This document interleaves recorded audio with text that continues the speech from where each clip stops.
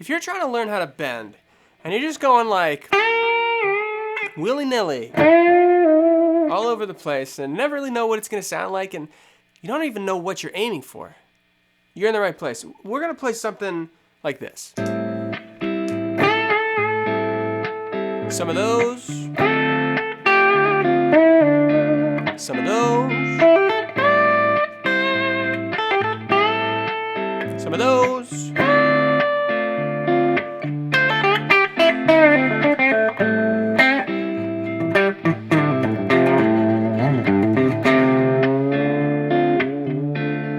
I digress. My name's Clayton. Welcome to the channel. Today we are going to be talking about how to bend like a musician, not like a guitar player. What do we mean by that? Well, essentially, sometimes when we bend as guitar players, we get into this idea that we're like just doing a thing. We're just kind of throwing it in there, right? And we might be bending here or like here, or maybe it works, maybe it doesn't. We're searching for something. We're going to talk about how to bend musically in the context of a backing track, of a chord progression, and a solo, and how to really approach it and sound great like all the time, whenever you do it. All right? So first we'll just talk about what bending is. Bending is when you take a single note, like this note, and you bend it so it becomes another note, like that one, right? And ideally, we want to be just in tune with that note. We don't want to bend over it, or we don't want to bend under it, because it's not going to fit in the musical context. This is a really important thing to start off with because a lot of people, I think, have the understanding that bending is like an effect. Like if you have a G chord and you hit your distortion pedal and it's like a G with a distortion. That's not really the case for bending. You see, the G chord changes to another chord. This G note actually changes to an A note. So that's something we're going to come back to in more detail, but it's definitely something to start with because it gives us a target. We're going to focus on whole step bends, which are bends that go 2 frets, which is a whole step. So just work on this right now as we're talking about this, G to A. And you want to just give yourself the A note at the 10th fret and then get that in your head and try to bend up to it. It's going to take a lot of practice to get it just right, but it's definitely something you can learn to do consistently and have it just sound great all the time. Now the technique is not something we're going to get into in too much depth, but essentially you're turning your inward pressure slightly upward and sort of sliding the string along that fret, and you only go as far as you need to. You go over, out of tune, don't go far enough, out of tune, right? We want to go right up to the A. You might go over. That's better. So let's go ahead and use this. I've got an A minor to D minor backing track here on my looper. It's one of the best ways to practice. It's what I recommend that you do. And I'm just going to practice bending that note in tune. All right? Let's hear what that sounds like. Really listening. Trying to get it right in tune. You can go fast. You can go slow. But you want to end up in that A. If I go over or under, that's where you're in the danger zone. In danger of what? In danger of sounding bad. Too far. Not far enough. So the first thing you want to know about bending is that you are bending from one note to another. And we are going to focus on a couple specific bends, but spoiler alert, if you keep track of the notes that you're bending to and from, you can bend to any note from any other note as long as you're making an appropriate sort of note choice. And we'll talk about what that means, right? So why am I bending from G to A? Why am I bending from these two notes? Well, we're in an A minor pentatonic or an A minor scale. And I'm bending from this note to this note. And that's kind of takeaway number 2 is I'm going to bend to replace what would otherwise be just a normal note. Let's say I've got a little phrase, just the scale. Instead of playing to that A with the last note, I'm going to bend to it. So it's just adding a little spice to what is already a musical idea, already a musical note choice, right? I'm not changing the note idea. I'm replacing what would be a picked note, normal note, with a bent version of the same thing, right? So I'll play that phrase, and I won't bend, and then I will. No bend, with a bend.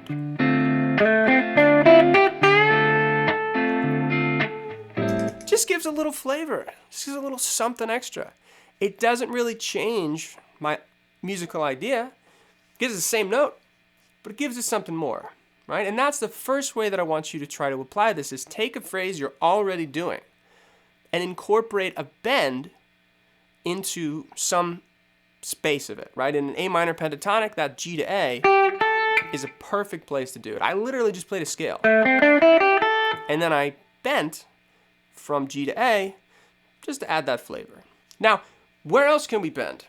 So in our pentatonic scale, we're going to do some of the most common bends that are really available to us. There's another one on the top string at the same fret, another whole step bend.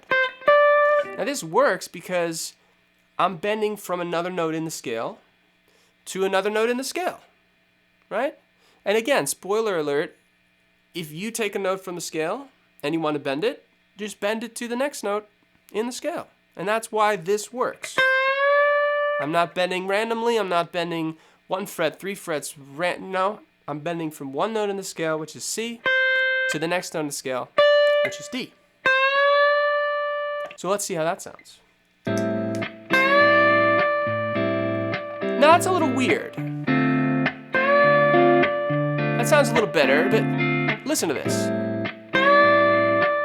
Kind of feels like it wants to go somewhere else. But that's okay. I'm not bending out of tune. What's happening? Well, now it gets really complicated and kind of interesting. You see, I was bending to a D note, C to D, over a chord that did not contain a D note. So the chord was saying, oh, we're here in A minor, but I was saying, oh, we're over here. And it's not a horrible sound, and there's definitely a place for that, but it was almost like I was working against the chord in that moment. The chord was saying, we're over there, and then I was saying, no, we're not, we're over here. Right? Now, why did it work a little bit better on the second chord? Well, because the second chord was a D minor, and that note is in the D minor chord. So this is the next takeaway that I want you to have. Not only are you bending from one note to another, from one scale note to another scale note, but you're bending, to a note that's an interval of the chord. You're bending to a chord tone, or not, to a root note, or a 7, or an 11, or a 9.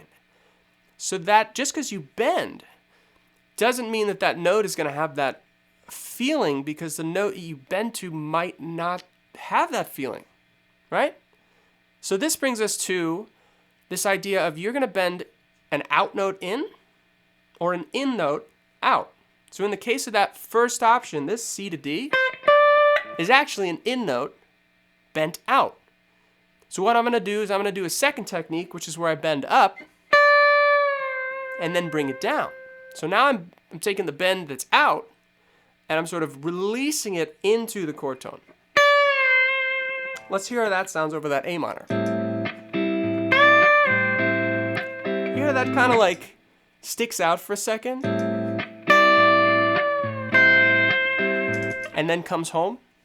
It's not because my bending technique changed. I mean, I did do it sort of backwards, but it's because my understanding of what that note sounds like over the particular chord that was happening was a little bit more deep than when I initially started. So I'm bending from an in note out. So I gotta know that so that I don't just think that's gonna be a chord tone. So what I'm gonna do is over the A minor, I'm gonna do this reverse bend, where I bend up and then down to bring it into the chord. And then over the D minor, I'm gonna do the normal bend where I bend up into the chord tone. So in the D chord, we have a D root note, but in the A chord, we have a C minor third. So I gotta pay attention to how those notes fit into each chord. So here it is, A minor, bend and release. D minor, bend up, hold. A minor, bend and release. D minor, bend and hold. Do that a couple times.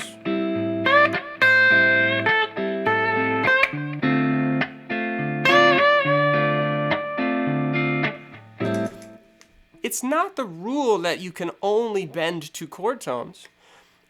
But if I get up there on stage and I do this big bend and I'm like, yeah, this is going to be awesome, and it's like some really weird note, I'm kind of like left out there hanging. I'm stranded a little bit. I need to know that the sound of the bend really is not only just the technique of the bend, but it's the note that we hear over the chord. So let's go through another option. On the minor pentatonic, there's another one on the G string, and this is a D and an E note. So I'm bending my D up to E. So how does that relate to our two chords? Well, over A minor, E is a chord tone. So that's going to work normally. D is out, and I'm going to bend it in to A. And that's going to fit. But E is not in D minor, so I'm probably going to do the reverse bend. Let's see what that sounds like. Bend into E, bend down from E, bend into the chord tone, bend down from the chord tone. Now you notice there's two ways I do this. Sometimes I just sort of do a quick up and down, and sometimes I actually pre-bend, pluck, and I hope it's the right note, and then I unbend. So that's a really cool thing because you have to get the muscle memory down of how far do I go? A little flat that time to get the right note. But it's a really cool sound because you're sort of jumping off into the dark and then bringing it home. So I'll play around with this D and this E. I'm bending up into E over A, down to D over D.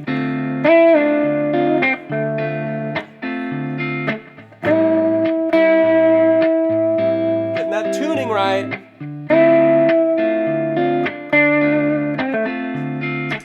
So we got 3 whole tone bends in our minor pentatonic scale. And we have 3 different uses for each of them over the 2 chords, only 2 chords that we're playing. In A minor, G goes up to A. And it also goes up to A over D minor. C needs to bend down in the A minor, but can go up to D into the D minor, and then D to E, up into A minor, down into D minor. So let's pause here for a second. You're probably saying, oh my God, is he really thinking all that? Are musicians really thinking of that? And the answer is, you want to be good enough at it that you don't have to think about it. I just kind of know where those notes go. It's not because I never learned it, or because I was born knowing it, or I'm special. No, definitely not. It's because I did learn it, and I got good enough to apply it without having to think too hard about it. So when you see a great musician and they say, hey, I just do one of those, and they just seem to know. Think of it like a language. Like they know because they learn the language. They cut their teeth, When you're speaking your fluent language, your native tongue, you're not thinking about conjugation and nouns and verbs. You just sort of speak. But you do know, if you've ever tried to learn a language, it takes a lot of thinking until one day you can kind of have a conversation. That's sort of what we're doing here. In the beginning, it's going to be heavy thought. What am I doing? Where am I going? How am I using this note? But as you get better, you sort of know. And that's the experience, and that's time, and it does come, but you gotta stick with it a little bit. So, here's the last thing we're gonna do. We're gonna go back to what we said in the beginning, which is that bending a note replaces what would otherwise be a picked note. So I'm gonna play like a phrase. Maybe again, these are all just like scale snippets. There's nothing special about what I'm playing. A, C, D, E. But I'm going to replace that E note with a bend from D. And immediately that's different. No bend. Bend. Let's play that one phrase.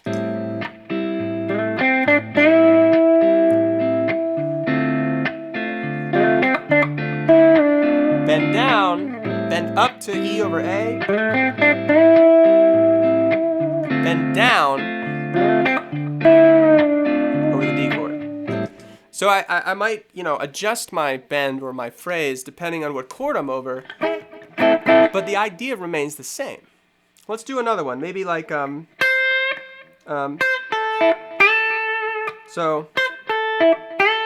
I'm just gonna play C, A, E, G, and then A.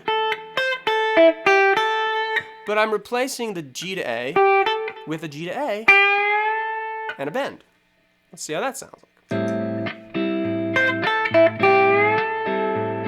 Gotta bend in tune.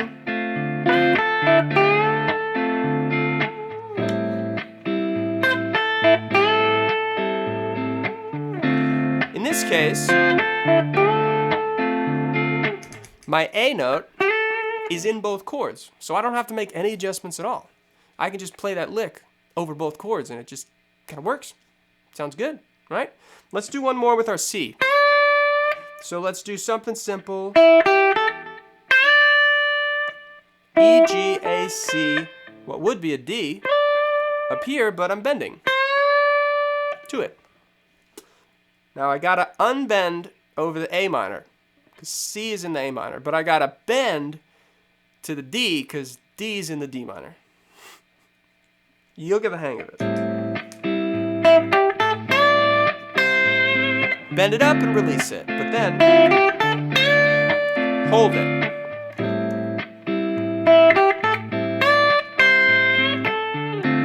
Hold it. It's pretty fun. And we've only done 3 separate bends on 3 different strings, right? So this is how you bend like a musician and not just a guitar player. I'm not just out here throwing bends like I'm hitting the distortion pedal or like doing like stuff like that. That's sort of like cool little tricks.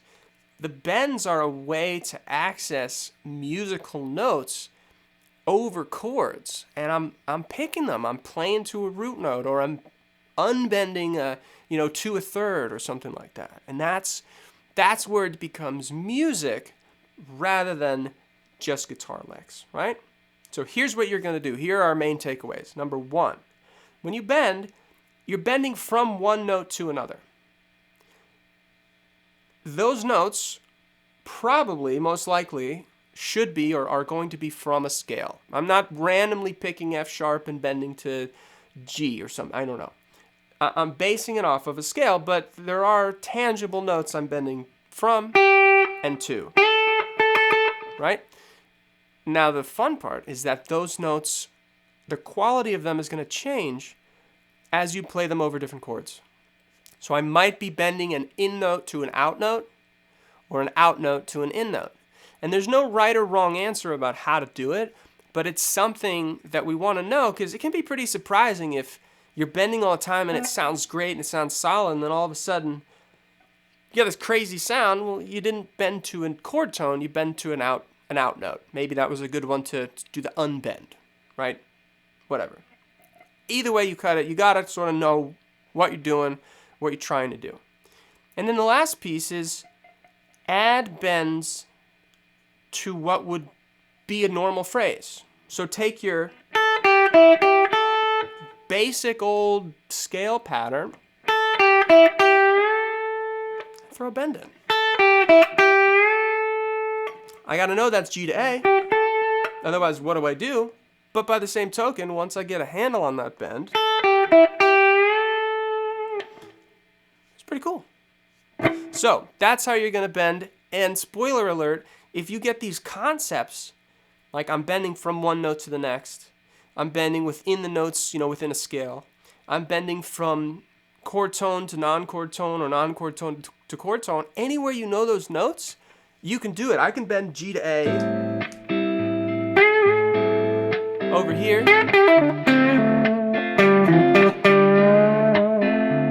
I can bend, a little high there.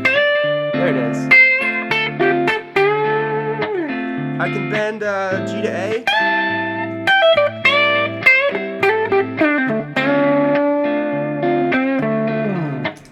You can bend on any finger. First, second, I think the ones we did today are probably overwhelming the most common. But if you get this idea, you can apply it to so many things. So that's really what you want to do, to bend like a musician, not like a guitar player. So let's play a couple more bends just to kind of wrap it up.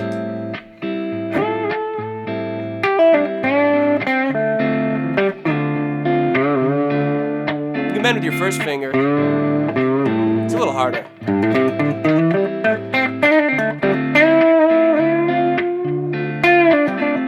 If you know other notes,